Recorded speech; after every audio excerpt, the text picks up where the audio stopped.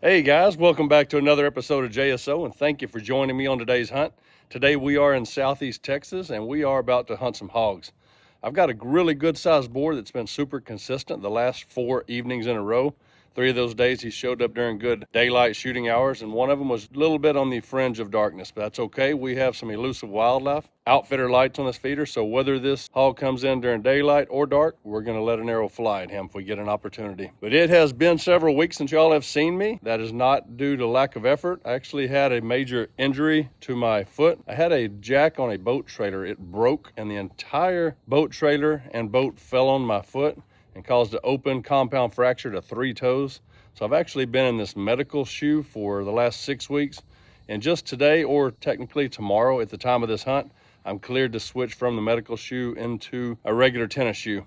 But I have been chomping at the bit like crazy to get up in this tree. And fortunately, the injury was to the front of my foot. So I'm going to heel climb through a good pair of boots up into this tree stand and try to bring y'all a successful hunt tonight. All in all, God has been extremely good to me. My daughter just graduated this month. She loves Jesus and she's going on to be a nurse, going after her bachelor's of science in nursing. I mean, life is great. So we're about to head into the blind, and while I'm walking in, I'm going to show you what broadhead we're going to be using on today's hunt, and I will see y'all in just a few minutes.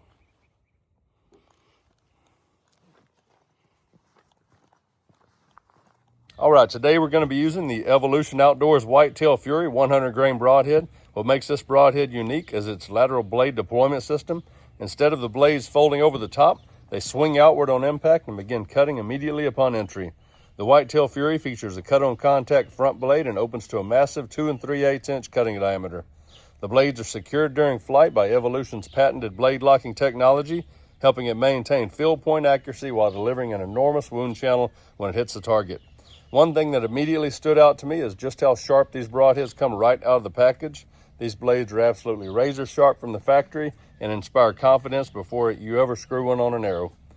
With a 70-75 aircraft grade aluminum ferrule, stainless steel blades, and American-made construction, this broadhead appears to be built for serious performance. I'm especially excited to see how the Whitetail Fury performs on a big boar. Hogs are a great test for any broadhead due to their tough hide and heavy bone structure, and I can't wait to see how this head penetrates and what kind of wound channel it creates on a real-world hunting situation. Now let's go send one downrange and see what kind of damage this head can do.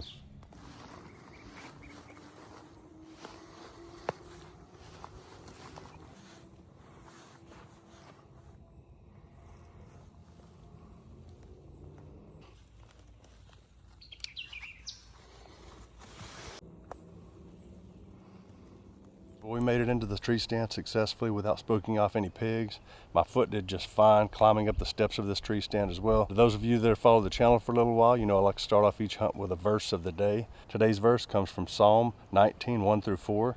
It states, "The heavens declare the glory of God, the skies proclaim the work of his hands." Guys, out here in the woods, it's a reminder that creation points us to the Creator. Every sunrise, every quiet morning, every hunt is another blessing I never want to take for granted. Now let's get after it.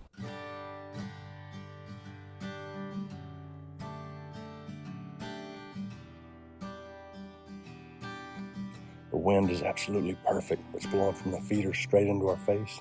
And we've got just about an hour before that feeder goes off.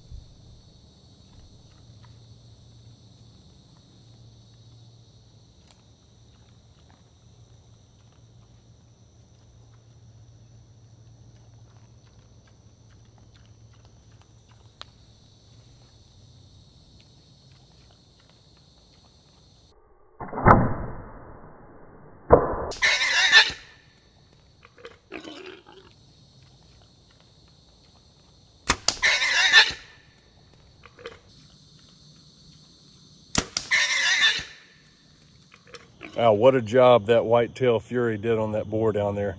I had another sounder hog that was starting to come in. I thought I hit the record button on the camera, but what I actually did was I was still filming this boar down here and I actually turned it off. Either way, the other sounder of hogs did not come in. I saw this boar under there and they shied away, but I wanted to give them a few minutes to come back into the feeder, but it wasn't meant to be, and now it's dark. As you can see, that boar is down there, expired right in its tracks, so we're going to climb down there and see what we got. Guys, I made it down here. As you see, I have the Elusive Wildlife Outfitter lights behind me, which makes this a really nice setup, especially when it goes into the darkness.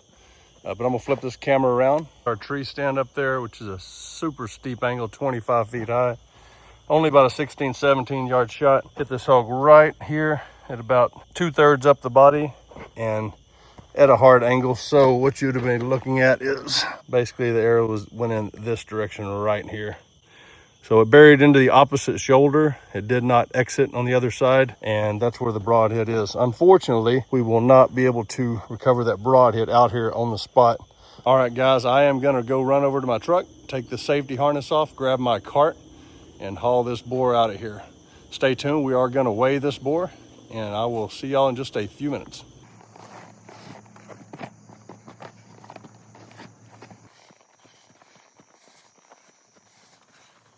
That sure was a fun hunt. That Evolution Outdoors Whitetail Fury did an absolute number on this hog. I entered high lung on my side, which was 25 foot up in a tree, and I exited, or actually wasn't exited, actually buried up in the opposing shoulder, dropped him right in his tracks. He expired within 15 seconds. Out cold, which was an incredible blessing for me. So I am on this busted foot. You know, I'm just now clear to walk in a tennis shoe. What I don't need to be doing is re-injuring it, dragging a big hog like this back through the briars and the trees to get him recovered. I do want to take some of the meat off this hog. I don't like to put an arrow through them and just waste the meat. I do what's called field stripping them. I learned that from a good friend, Kyle, the Texoma bow hunter. He does an excellent video on that. I don't have time to do that with the storms we're about to get coming through here. I will post his video at the end of this video if you want to see how we field strip them. We get the 2 back straps and the 2 hind quarters, because oftentimes we've damaged some of the front quarters and there's just not very much meat on those. And it gets extremely hot here in Texas. We're looking at 90s from right here in May all the way through the end of September. God has been extremely good to me. He's healed this foot, gave me a chance to get back out here and enjoy his creation and what I love doing. Just want to thank y'all for joining me on this hunt. If you like this content and you want to see more of it, please smash that subscribe button. Ring that notification bell so you get notified each time I drop a new video. I'm going to weigh this hog at the very end of this video. If you want to see that, stay tuned. In my next hunt, I plan to test out the Beast cut-on contact broadhead. So I look forward to seeing y'all next hunt, and may God bless you.